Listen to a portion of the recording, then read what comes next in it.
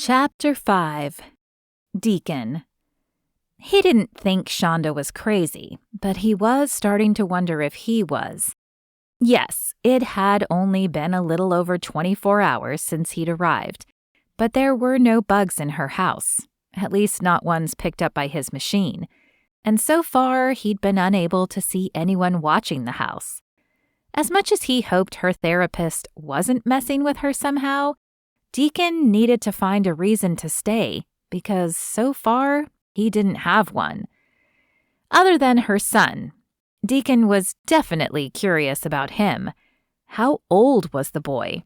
How long had she waited after breaking up with Deacon to find someone new?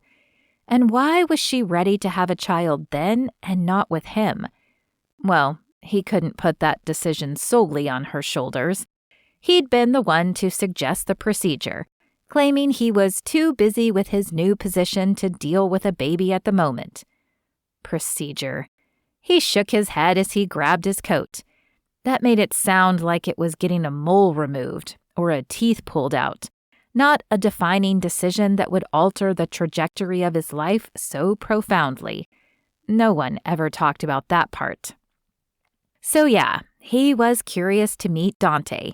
But then what? Shonda's life didn't seem to be in danger, but she certainly believed it was, and he believed her. He supposed if the therapist was a bust, he would see if any of his old friends were still on the force. They might not be able to help, but maybe they would at least know if a cover-up was happening. And if it was, what then? Did he whisk Shonda away somewhere and give her a new life? Did he bring in outside help? He just didn't know. And he hated not knowing. God, I could really use some wisdom.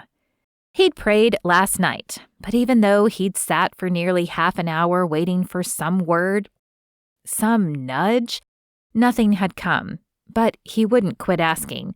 He knew God had perfect timing, and sometimes he waited to make the way clear. Deacon patted his pockets to make sure he had both his wallet and his keycard, and then he headed over to Shonda's place. Though he'd yet to see anything suspicious, he divided his attention between the road and the mirrors, but the drive was uneventful. As soon as he pulled into the driveway, the door opened and Shonda hurried out. "Thanks for driving," she said as she climbed in the passenger seat.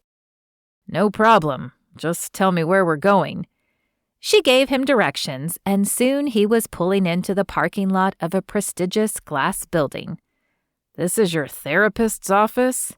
He had no doubt therapists made money, but this seemed a little over the top, especially for one paid by an employer. "Right? We have subpar health and dental insurance, but we can afford a therapist who has an office here? I'm glad you see it too."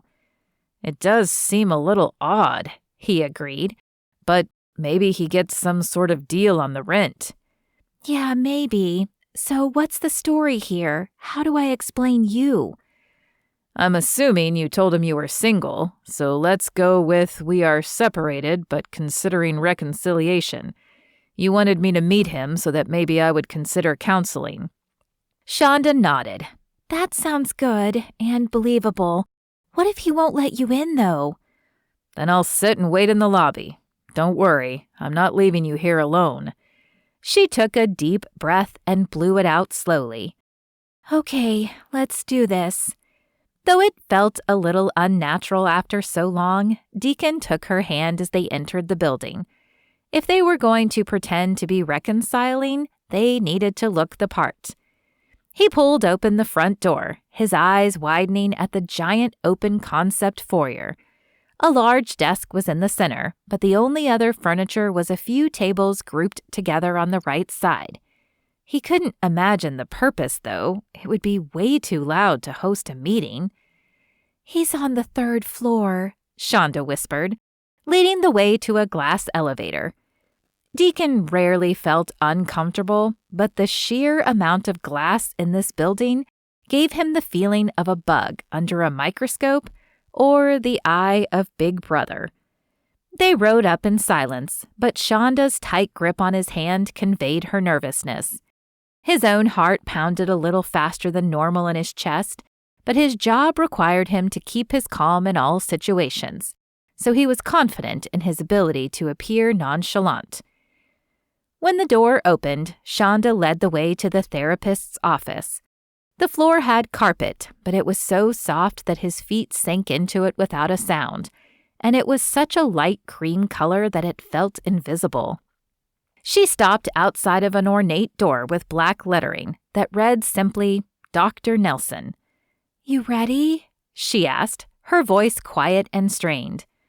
"As I can be." Deacon had no idea what he was walking into, but he took a deep breath and followed her inside. There was a noticeable shift in the air as soon as they entered the office. It felt thicker, heavier, not quite evil, but malignant, maybe. Definitely off. And he could tell that Shonda felt it too. Though she'd been nervous before, she fidgeted more now, her hands clutching her purse tightly or touching the ends of her hair. Deacon tried not to exhibit his own unease as he scanned the room. A man, his face shrouded by a hood pulled low over his eyes, sat in the corner. He seemed to be watching them, and something about him felt familiar, but Deacon couldn't place what exactly. A soft bell chirped, signaling their arrival had been noticed. Then the door that he assumed led to the inner office opened, and a woman exited. She was a beautiful woman, at least in the classical sense. Blonde, petite, and dressed like $1,000,000. But her face was etched with hard lines and a look of discontent, or perhaps judgment. However, as soon as she saw them, it was like a switch was flipped. Her lips pulled into a wide smile as she motioned them over to the desk that filled the right side of the room. "Well, hello, Shonda. It's so good to see you again. I'll let the doctor know you're here." Her voice was cheerful, almost to the point of dripping with it. But when her eyes shifted to Deacon, he noticed they were still cold. "And who may I say this is?" "I'm her husband." Deacon stepped forward and offered his hand before Shonda could say anything. The woman stared at him, her mouth opened slightly, before tilting her head and turning her focus to Shonda. "I don't have any record of you being married." Though the smile was still on her face, it looked strained now, as did the cheerfulness in her voice. "We're separated technically, so I didn't mention anything before, but we've been talking and we're trying to reconcile." She placed a hand on his arm and smiled up at him. Though he knew it was only for show, Deacon could not keep his gaze from her hand on his skin, nor could he keep his body from reacting to her touch. The woman's eyebrows lifted, and her cheeks sank in as if she was working hard to keep from saying what was really on her mind. "I see. Well, I'll let the doctor decide what to do with this situation. Follow me." Deacon glanced back toward the man in the waiting room, who looked as if he hadn't moved. Why wasn't he being seen first? Maybe he was just waiting on someone, or maybe he'd arrived early for his appointment. But something about him didn't sit well. He didn't have time to consider the man further, though, as he followed Shonda and the receptionist into a room. The walls were bathed in tones of midnight blue and dusky gray. The furniture simple yet tasteful. Soft music drifted from hidden speakers as they waited in silence. The room was clearly decorated to be peaceful and tranquil, but that was not the feeling creeping in on Deacon. It seemed too peaceful, too perfect. The woman looked at them once more before stepping out of the room. The door closed behind her with a soft click. Shonda began to pace the small room, her hands curling into fists and then relaxing. Evidently, she felt it too, whatever was floating in the air in this room. Deacon stepped closer to her, hoping to be a reassuring presence in the face of the unknown. "Are your sessions always in this room?" he asked. Shonda nodded. I think he has other rooms, but I've only seen this one. The first day I was just nervous, but now it feels—" She shuddered and ran her hands up and down her arms. "Ominous? Does that sound crazy?" Deacon shook his head. "No, there's definitely a feeling here. I just wish I knew what it was." A knock sounded on the door, and then a man stepped through. He was a tall, distinguished-looking man in a tailored suit, a pair of reading glasses hanging from a gold chain around his neck. Nothing about him seemed sinister, and yet something seemed off. He stopped at the sight of Deacon. "I'm sorry, these are closed sessions. Who are you?" Deacon stepped forward, extending his hand. "I'm Shonda's husband." The doctor turned a questioning gaze on Shonda.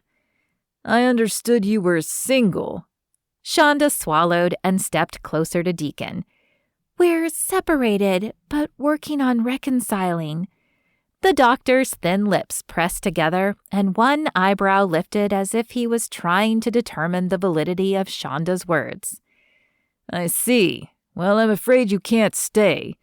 His tone was firm yet gentle. "I'm sure you understand."